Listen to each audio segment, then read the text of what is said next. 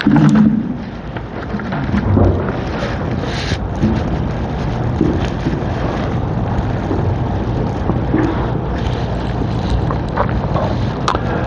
can only succeed in the Avodas Hashem of Tisha B'Av if we know what the Avodas Hashem is. So we have to know what we're trying to do, then we can find out whether or not we are succeeding, or we can at least direct ourselves that we can attempt to succeed in that which is appropriate for the Yom of Tisha B'Av. The best place to find out what Tisha B'Av is about is to look in the Kinnis, is to look in Lamentations. That's what Chazal gave us to do. Really, l'chatchila, one's meant to be oisik in the Kinnis until Chatzos. I suppose if one is nischazik in other things of similar nature, it's also good. And you take a look in the Kinnis. So the Kinnis are basically made up of two sections.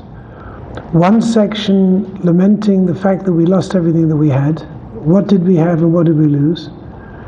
The most critical thing being the Beis HaMikdash and the closeness to, not the Beis HaMikdash in terms of a building, but the closeness we had to HaKadosh Baruch Hu because of the Beis HaMikdash, and the Madrega of Klal Yisrael when there was a Beis HaMikdash, and then a discussion about the hope to be able to return to Tzion, to appreciate Tzion v'Yerushalayim.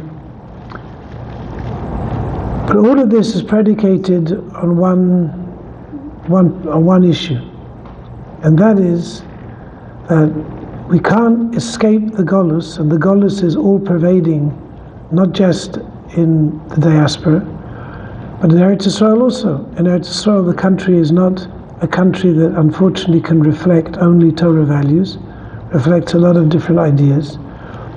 And all the time they are prevalent, and the Vilna Gaon talks very extensively about this, all the time that the leadership and the promotion of ideas in the hands of people who are not appreciating Torah mitzvahs, it's a very, very negative experience, and is dangerous for Klal Yisrael.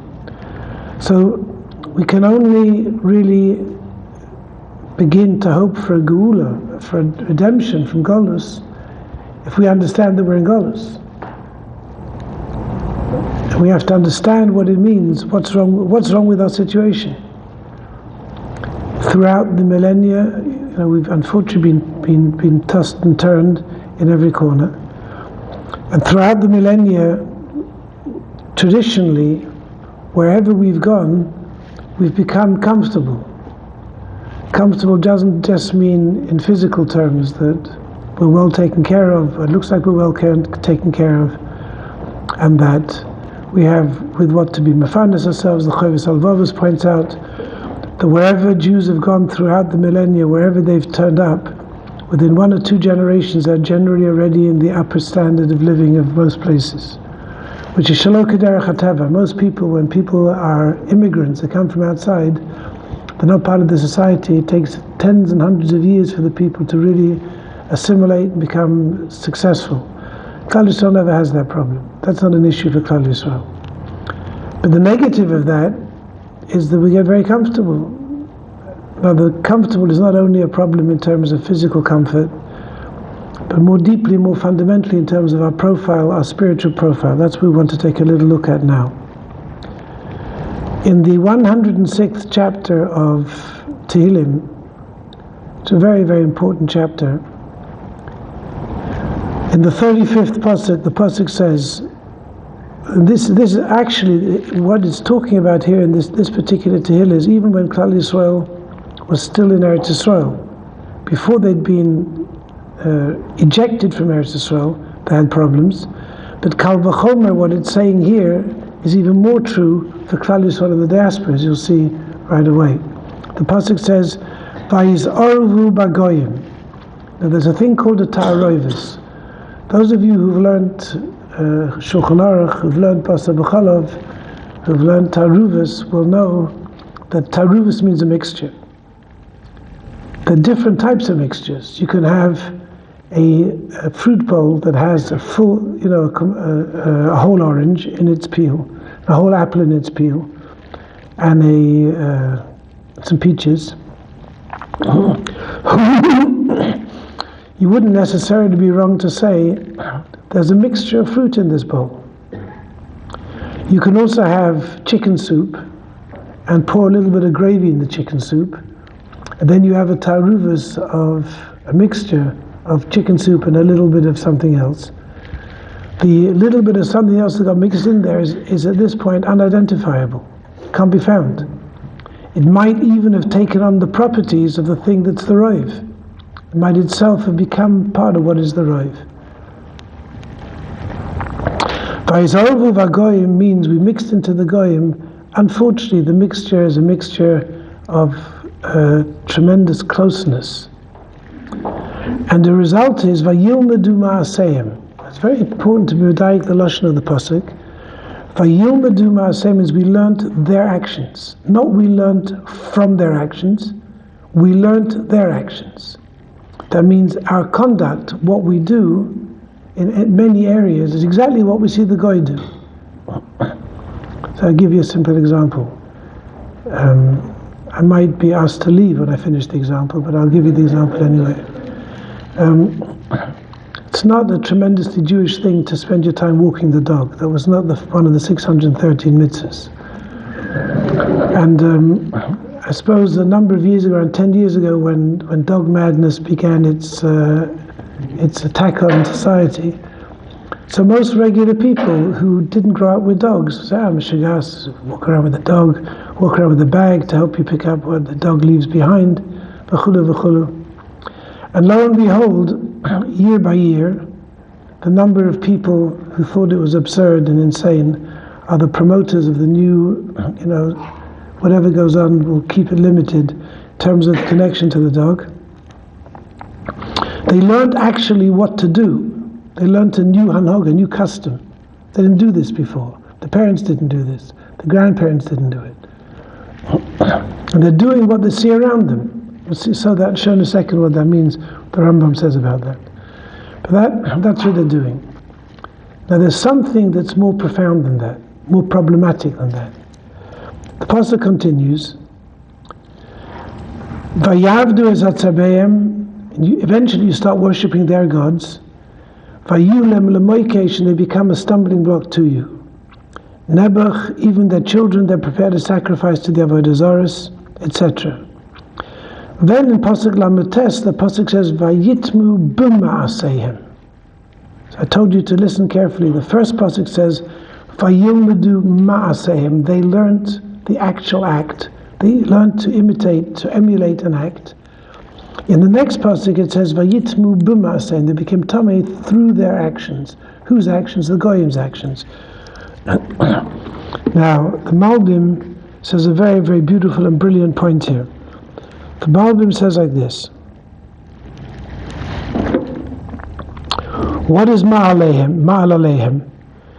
Says the Malbim, ma'alehem heim pu'ulos hayotzos mitchunois nafshiyos.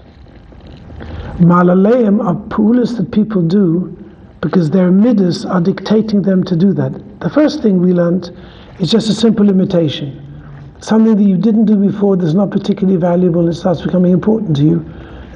That's by osmosis. You sit there, you see people around you, and you fall in the trap. The world didn't come to an end because, if you have a reason to stop, you can probably stop. It's not such a tremendously tight connection. However, there are other things where the tchunas nafshiyas of the person, the very character traits, the most fundamental parts of the person, have interests and desires. Sha'achar kach lo shavu min ha'maisim ad shenasu bom tchunos umidos benafshosam lenasos achrizot. Says the Malbim, what has happened to the people being described in this pasuk is living in a society of people with totally different values and totally different customs and totally different ways of thinking, and what rachamim and what tzedakah means starts bending and interfering with your own fundamental character traits. And as time goes on, you start looking like them. And I'll give you a mashal what that means. The Gemara says in Yevamos, the Jews are rachmanim, Baishanim and Gomli Chasadim. Jews are merciful people, they're modest people, and they're charitable people. The Gemara is not talking about what we do. It's not saying people give charity. It doesn't say the people do tzedakah. The people are fundamentally, you want to know what this person is? This person is a person whose tchunas nafshiyas, whose basic midas profile. The whole tablet about this person is imprinted with musagim concepts in himself that are noite, inclined to rachamim, to be merciful, to be modest, and to be charitable. Those are the tchunas of a yid. If you go to a country where people are very not merciful and not charitable,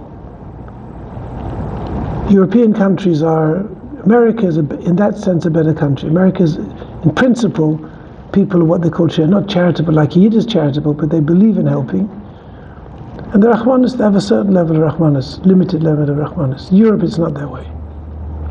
If you go to Europe, people are cold, they stand at a distance. If they give $2, they spend the next 40 years recovering from having given the $2. And if you live among them, slowly but surely, the nature that you have to be a giving person, to be accepting, to be interested, to have the merit, to be able to help people, to be interested to have the schus, to be able to put somebody on his feet, starts disappearing from your profile. It doesn't talk to you. You start thinking like the goy, well, I don't know if he really needs it, and after all I'm not doing so well myself, and after all I don't even know him, and once I say Good Shabbos to him and he sneezed, he didn't answer me back Good Shabbos. So all these is vayilmudu mima'asehim. This is what you're learning, and it's nit, but then with the course of time, it's nitmu b'ma'asehim. You start becoming tummy from their maisim. Your kosher, proper, Jewish nature starts becoming perverted. It starts becoming destroyed. Things that Jews didn't know about. Jews were always friendly. Jews were always, we had problems. But it was held against them. It wasn't overlooked. It wasn't okay. It's not okay at all. So then you have a whole new set of problems. And that is if your insensitivities are eroded, if your Jewish properties are being diluted, then the importance of ruchnius to you starts becoming completely a different thing.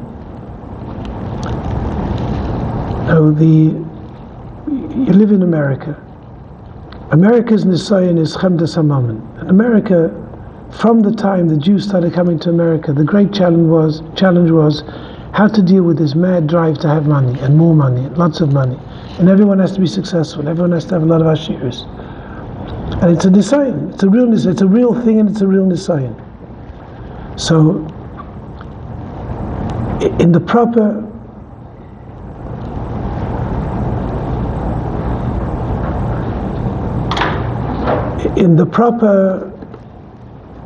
okay.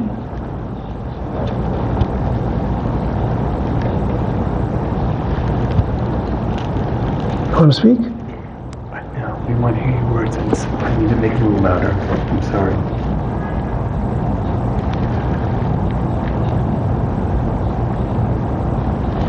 So, in the proper way, the way the Chofetz Chaim, the way that other Mefarshim talk about children and talk about responsibility towards children, there's a set of priorities. And the first and overwhelming priority for every parent with a child is to ensure that the child will have Yirah Shamayim, and the child will have Midas Tovos, and that the child will be a Shomer Mitzvah Kedasa Kedin. That's the first, the number one at the top of every level. Yet you come to a country and you find out people send their children, even in today's, somebody told me recently that his niece just got into Harvard. His niece is a Jewish girl. I don't know, does she have a bodyguard? Or how is she going to go to Harvard? But anyway, be that as it may, the point is whether a Jewish girl belongs in Harvard or not is highly debatable. But she won't get the best degree in the world if she doesn't go to Harvard. That's not a priority. Now, to say that is only to people who have Torah values. People who don't have Torah values think you're crazy, Rabbi. What do you mean? She'll go to Harvard, they have a Hillel, they have a this, don't worry, it'll be fine, everything will be good. And until you go and take the statistics, what happens to most people who go to college? What happens to 60% of the kids who are in college? When they're living in a college, particularly an Ivy League college, how many they end up being Shomer Shabbos? Just go and look at these statistics. We'll have another discussion. So if a person has proper Jewish values, the proper Jewish values means under no circumstance would I consider that, even though it means I understand a sacrifice. When a Shvacha of my brother, my brother is a doctor in Baltimore. We're from England, as you know. He was the number one student in his college for 4 years straight in England. And when he finished, he got a scholarship to the best college in England to do an internship. And he couldn't find a Shomer Shabbos program for his internship. It required working on Shabbos. And there are some Mekilim. Baruch Hashem, his Rabbanim were not Mekil to him. So he had to go and end up, the long story, ended up when going to America for his internship. But he wasn't able to get into a proper college of Erikoi for whatever technical reasons. So he ended up in a very simple, unsophisticated hospital for his internship. And everyone he was bemoaning how he gave up his whole career, because he was too frum.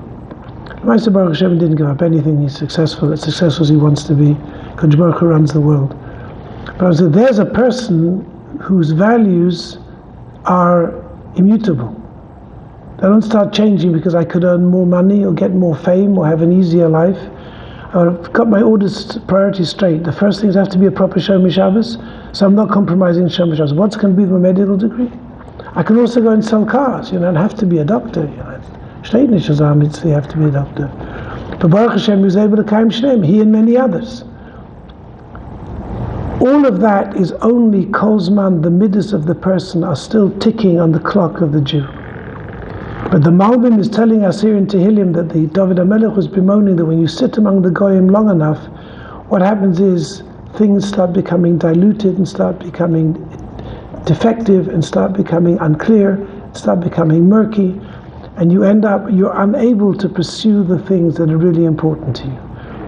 Then you have a real problem, because then when the challenge of are we in Golus to stay, are we going to get out of Golus?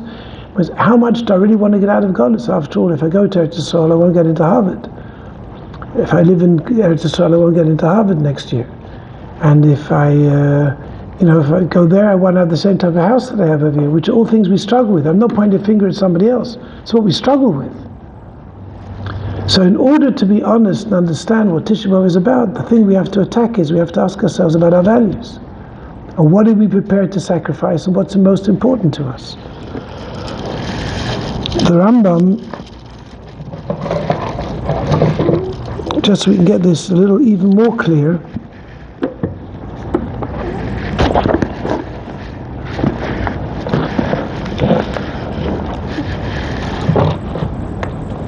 the Rambam in Hilchos Deis, Perek Vav, famous Rambam. It's called Hilchos Deis, but it's not about philosophy, it's about midas. Writes the Rambam in the first halacha of the 6th chapter of Hilchos Deis, Derech briosoi shel odom lios nimshach b'dei oisov u'b'ma'asov achareov v'chaverov. It's natural and normal for a person to be seduced along the path of his colleagues and his friends in terms of what he thinks, in terms of his values, in terms of what he actually does. Now we were successful to find a makor for the Rambam in a pasuk in Tehillim. It's mamash a pasuk, 2 psukim. I don't have to wait to find a Gemara or find another medrash. But David HaMelech mamash wrote it mufurish in the Tehillim. That's what the nature of people is. Lefikach tzarich v'noig b'minig anshe or k'minig anshe medinoso, and a person starts behaving like the people he lives among. I mentioned this recently in a shir. If you want to know how true this is, if you have a family where the grandfather is, let's say, European, and then he had 5 or 6 children. One went to live in Israel, one lives in America, one lives in London, one lives in South America. Well, they're spread all over the place. And then they have a meeting. So the children, the grandchildren, the great-grandchildren have a meeting. They're all from one source, one generation before, and they're all in the same family. And they're all very similar. But the one from London has a stiff upper lip. The one who comes to America is wearing a cowboy hat. The one who comes from, it doesn't matter, France, comes with a bottle of wine.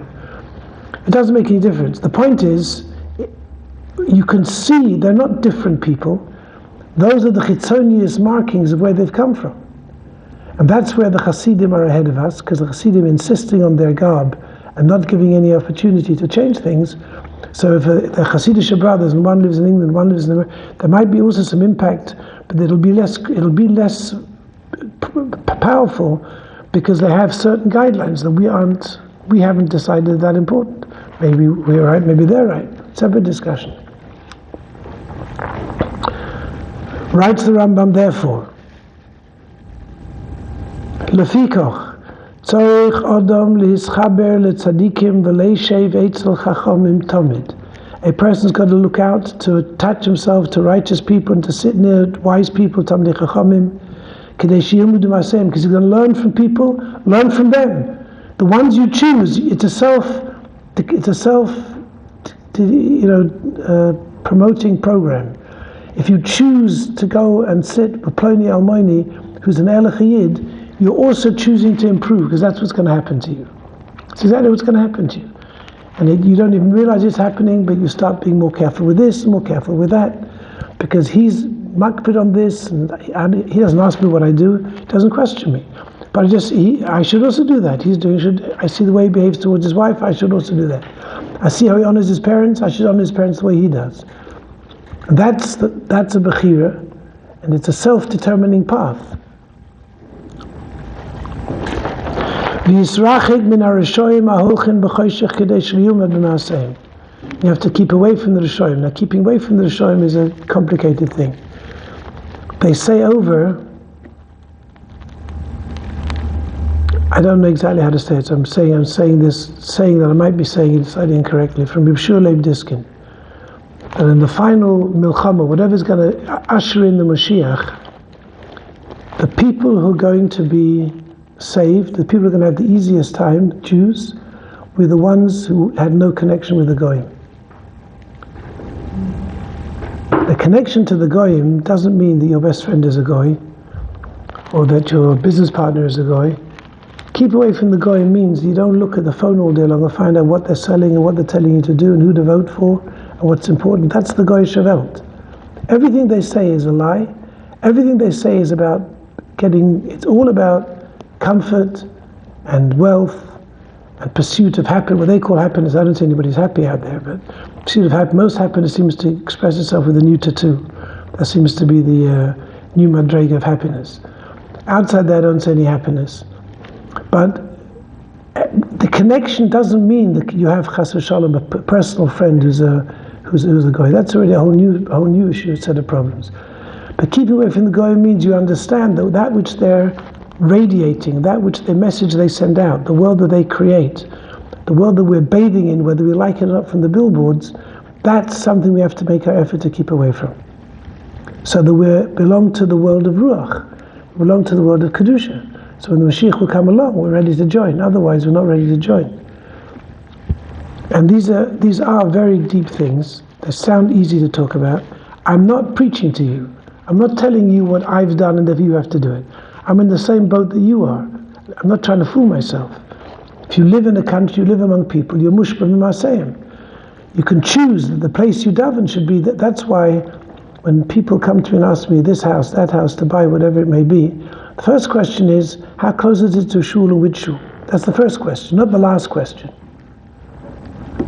Or you send your kids to school, they have this miler, that miler. I'm not interested. Where do the kids go from the end of this school? When it's an elementary school, which high school do they go to? If it's a high school, which yeshiva do they go to? Because that's where you're going. That's what you're signing up for. And that's the first question. Otherwise, there's nothing to talk about. So, for us to be able to understand a little bit what Tisha B'Av is about, is to understand Kodesh Baruch Hu wants to redeem us. Kodesh Baruch Hu doesn't have any interest for us to sit in 60,000 countries around the world in every loch and pick up every bad habit of every shegitz who's ever created. That's what Kodesh Baruch Hu is looking for. But we're not ready for anything else, apparently. And one of the reasons we're not ready is because we haven't yet understood clearly the chesaron of living in Galus. The chesaron of living, so, one of the things I always feel personally, that a person, a man particularly, but a woman also, has a particular care, must be careful what he looks at, what he sees in the street. You can't just walk around and stare at anything you see.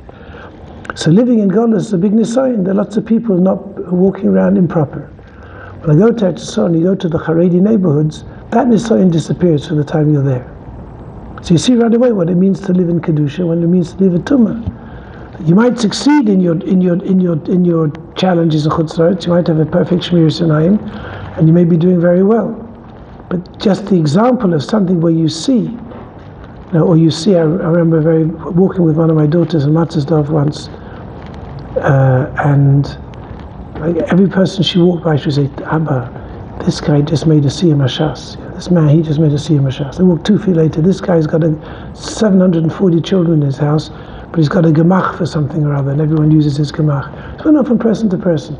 And suddenly it struck me, if you walk down the street in Chutz La'aretz, most people aren't going to say that. I'm not here to talk negatively about anybody, but you see a society where the values are completely revolving around Ruchnius, and other societies, people say, this is your uncle's house, and he just built a bigger house, and he's building this is his baby house, but he's getting a big brother house, he's got this car, and he's got the other car. And that's because that's the way the Goyim think, that's the way we think. We hope it's not that way, and I'm not accusing anybody, I'm only accusing myself, but this is the shorish of what Tisha B'Av is about. That we need, as a Klal Yisrael, we need to understand that to be Jewish and to be properly Jewish, that means not only in our maasim and the way they appear, but in our tchunas hanefesh, what's attractive to us, what's important to us, what we yearn for. When a person has a child, that the mother yearns that the child should be a Yoreh Shamayim. Not that they yearn they should be successful. Successful is a wonderful thing, but successful breeds many challenges. Everything breeds challenges. Successful breeds challenges. Being Yoreh Shamayim doesn't breed any challenges, unless the child's not normal, chas v'shalom. But if the first thing that any mother in Yisrael and any father cares about his kid is about Yoreh Shamayim.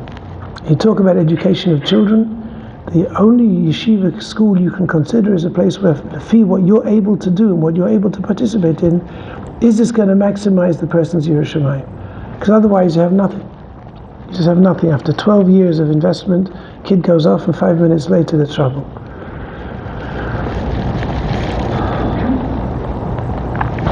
The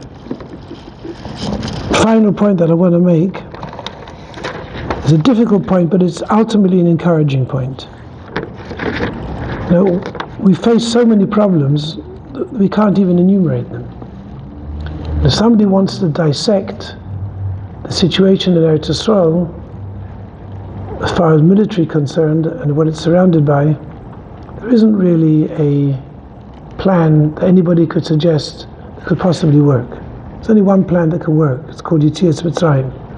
The same way we came out of Mitzrayim without any possible plan of it working, that's how we'll get out of this problem. But we'll only be zocheh to it when we fulfilled all the demands of HaKadosh Baruch Hu. So in this chapter in Tehillim, the Medrash says, it's a famous Medrash quoted in different places.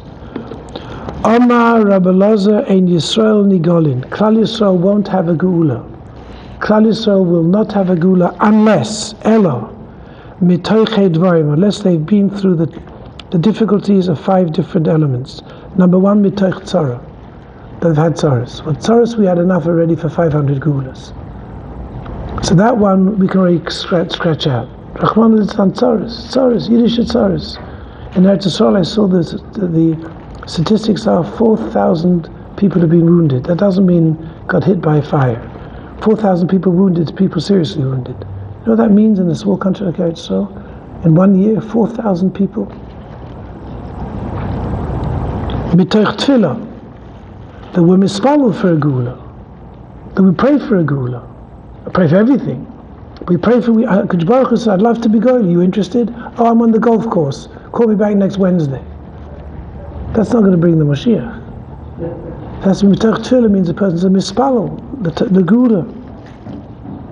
Mitoch schusavos we have, Baruch Hashem. Mitoch tshuva, that we do tshuva.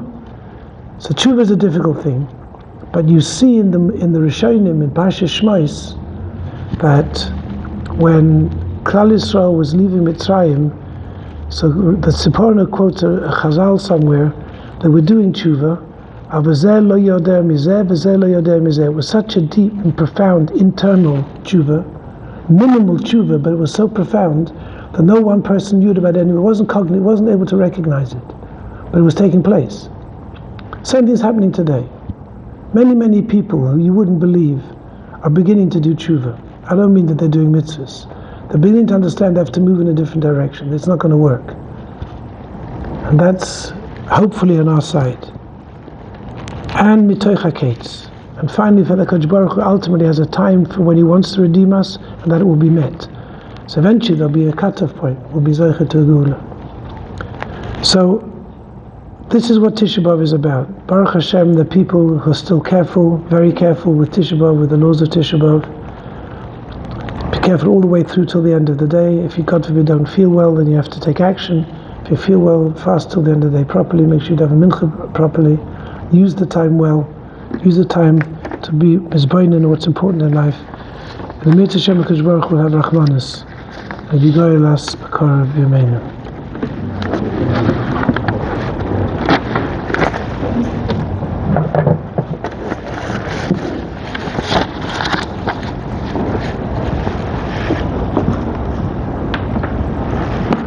Did he take the money? We taped it, we double taped it. No, did he take the money? The card? Yeah.